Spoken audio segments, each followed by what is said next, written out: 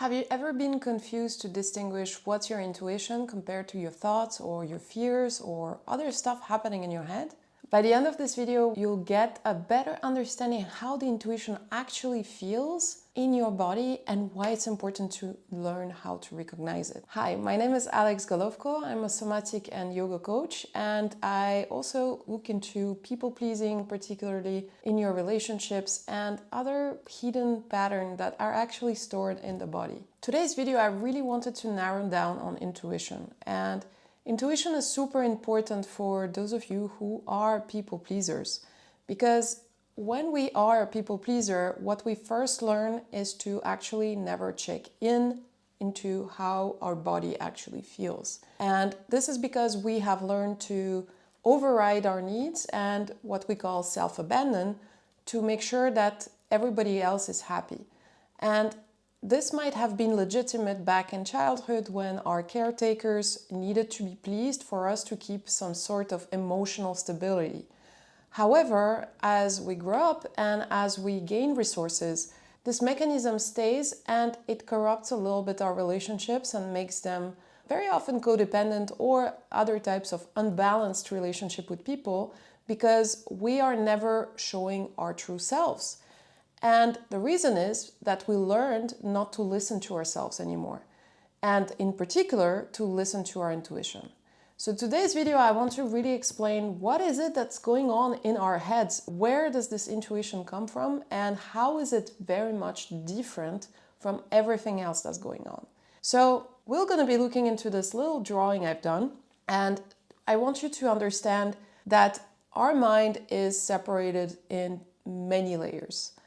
And a lot of the things that we actually think and consciously know is something that is the conscious mind. And this is mostly a little proportion of our brain and a little proportion of what we are aware of usually the thoughts. It's what you hear in your head, what is happening when you have an experience and you actually interpret it and have certain thoughts that come to your mind. So this is conscious.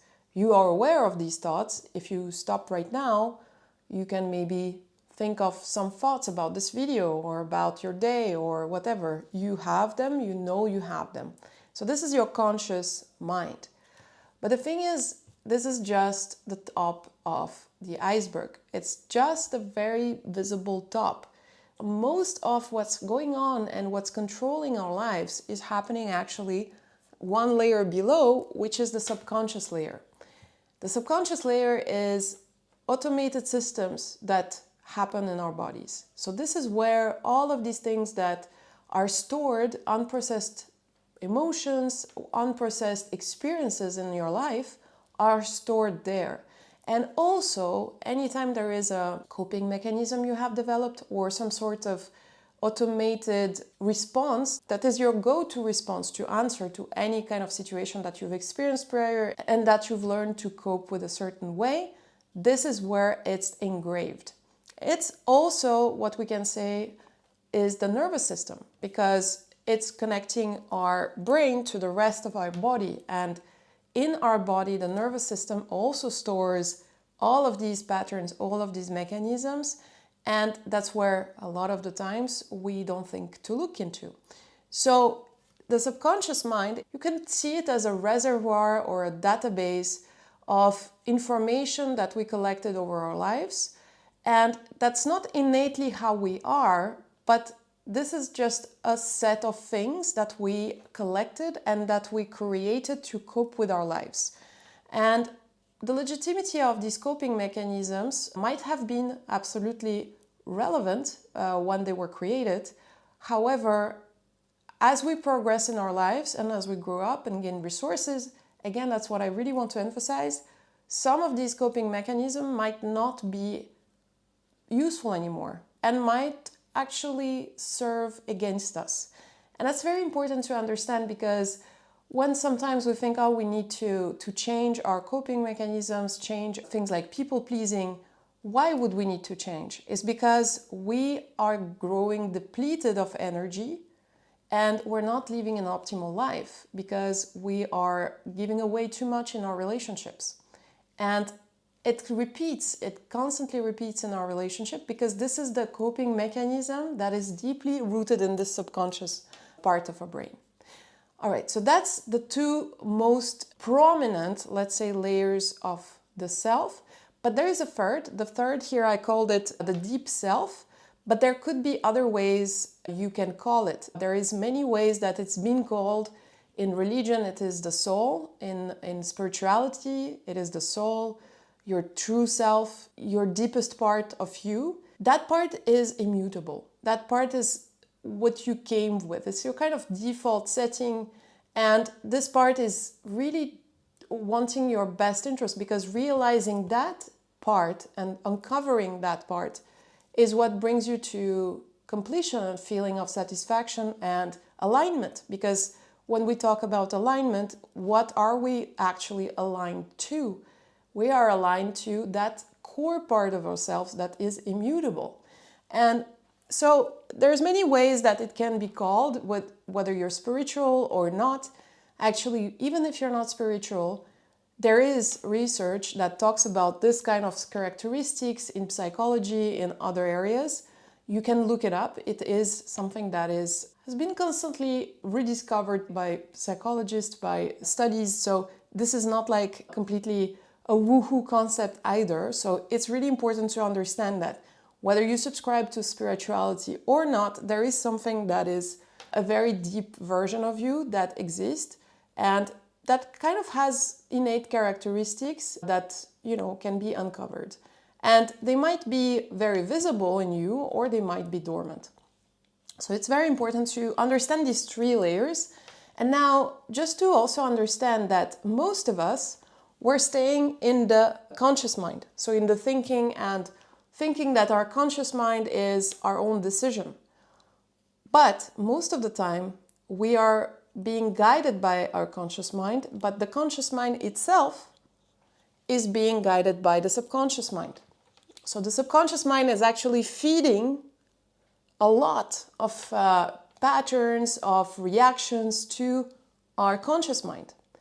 And we think we choose what we're doing, but if a lot of our decisions, a lot of our ways of being is actually guided by things we're not absolutely aware of, how is it our decision? We're not deciding anymore. We only start deciding when we acknowledge that there is a whole layer of us, that subconscious, that we're not aware of, and starting to bring our awareness to that subconscious part of us and all of the mechanisms, the coping mechanisms, the traumas, the undigested life experiences, the parts of us, if you're familiar with the parts work, for instance, that's also where you would find them. They are unconscious and they're guiding our lives. And as long as you are not aware of that, you are not really truly choosing what you really want in your life. And how is the subconscious mind actually guided? So here I show there is this arrow. The information that you receive from your life experiences is what feeds into this. And it's self-confirming. So the subconscious mind will kind of filter things out to confirm its own mechanisms. So that's why the patterns repeat as well. And it doesn't seek your well-being necessarily. It seeks survival. Survival with parameters that it's aware of.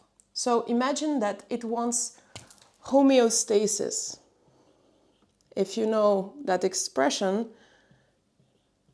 it seeks that maintenance of the current state, because that's what it knows how to deal with, because that's where all of these protocols and mechanisms, they are turned towards dealing with a known situation. And that's what keeps you stuck. That's why entering with a new routine in your life, deciding in the conscious mind of something new, will go against the subconscious mind, because the subconscious mind doesn't want you to change anything. It wants you to stay exactly as it is, because that's what it knows. And the horrible part about this is it could be horrible situations. It could be absolutely uneven relationships that you're staying in just because you know how to deal with them, until your energy is completely depleted and you reach a point of breaking where you can't live like that any longer. However, for the subconscious mind, keeping you in this survival mode and in this homeostasis is its absolute goal. So, if you know this, you know that the subconscious mind is actually feeding the conscious mind. So all the decisions you think you're doing from your conscious mind are actually fed by this idea of the subconscious mind wanting to keep you safe and keep you where you are at, even if safety means a kind of absolutely unjust relationship or kind of not really happiness actually. It still wants to keep you there. So once you start getting aware of this and you start to analyze what is it that is hiding there under this limit here, under the consciousness, what lies there and what guides you actually, that's where you start taking really conscious decisions about where you want to change your patterns, where you want to unlearn things that you've learned in your past. And now, lastly, the deep self. So the deep self, imagine that your subconscious mind wants your homeostasis. Your deep self is the true source of your alignment and true happiness and fulfillment. The thing is, what you want to understand here is that alignment and happiness is not like you need to seek them out. That part of you, it's not gone. It's there. It's there all the time. And you might have glimpses of it at any given point. Even in the darkest situation, there is a moment where you can feel suddenly bliss and suddenly aligned. You see a beautiful view. You shed a tear because of beauty. That's this. That's when you get in touch with your deepest self. A tear due to beauty is your alignment, is the fullest alignment with yourself. Even if it's just a fleeting moment, this is what alignment really feels like. And I'm sure you recognize yourself in that. So it's not like it's somewhere there, it needs to be found. No, it's actually not somewhere there. It's inside of you. And it's always there. The reason why you can't access it as easily is all of that on top. That is the reason why this bliss, this beauty and alignment that is in you is hidden. It's kind of covered by all of these mechanisms and these noises and all of that.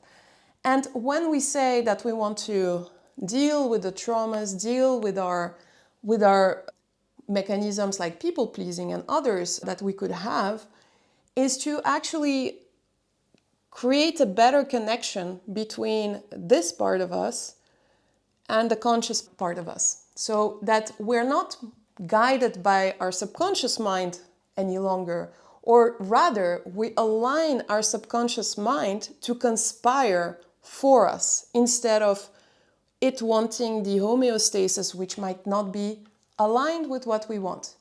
And that is why, how do we access this part? That's where intuition comes in. Intuition, different to the subconscious mind, which sees its current surrounding and environment and draws its learnings from there, the intuition gets its information from somewhere else. Intuition is tapping into some sort of universal knowledge. It's not rational. It's not something that is logical or could be understood with the thinking. It's something that connects us to a higher source of information. Imagine like a musician that has an idea of a song in the night. It just downloads the song into the brain. It's not like he thought it through. It's pure creation, it's pure connection to the source. So that's exactly what intuition is. And so now that you have all this framework and understand what are we moved by and what moves us inside of us, let's see now how to access this, because this goes beyond the mechanisms here and it goes beyond the thinking as well. It actually really wants the best for you. It is nudging and listening to our intuition is the key to align ourselves with what we really are deep inside, what we're meant to be with our, what we can call dharma or ikigai or purpose or whatever that means to you. That's exactly where you connect with it, is by following your intuition, because the intuition will always guide you and have a vision from above. So it's not just looking at your narrow context, but it's looking at your life like from above and where it makes sense for you to go. I just want to give you a bit of a glimpse of how to distinguish intuition from your conscious mind. And basically your conscious mind being fed by your subconscious mind, so I put them together. Although the channels with which you receive the information might be different from each of us. It can be any of the physical senses. It can be touch, so temperature, pressure, feeling in the body. It can be any of that. It can be visions. And it can be actually words that pop up in your head. It could be also just a general knowing. So it could be a kind of like, I know, but I can't explain it. It's very often like that. And another key characteristic of it is that knowing creates calm in your body. So it's not activating you, it's not a stressful thought. Instead, it's like, I just know, I don't know why, but it's a pleasant feeling. That's where I need to go. And then usually once we receive that input or that nudge, all of the thinking comes in and says, oh, but like the money, what about this? What about the work? What about the obligations that I have? And all of this. So all of these things come rushing up.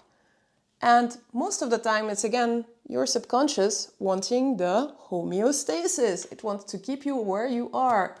Because all this new stuff might make things uncomfortable, and there might not be a coping mechanism to cope with that new situation that comes up.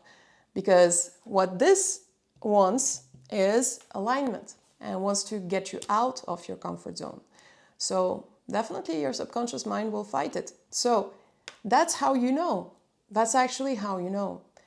You know that the intuition is a calm nudging. It's something that is not rational. If you start trying to explain why you want to do something that is brought up by intuition, it becomes absolute nonsense. Like you're like, okay, that makes no sense to do this. And that's a clear sign that it might be intuition.